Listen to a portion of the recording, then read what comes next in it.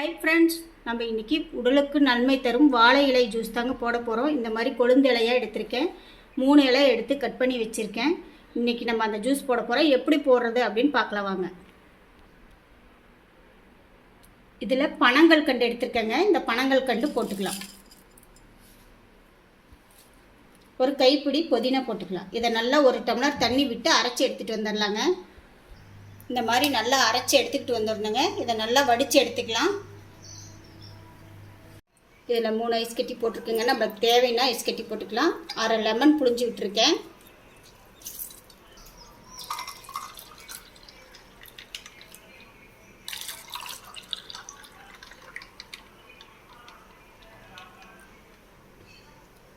வாழை இலை juice ready ஆயிடுச்சுங்க. இது வாரம் 2 முறை குடித்தா உடலுக்கு அவ்வளோ நன்மைங்க.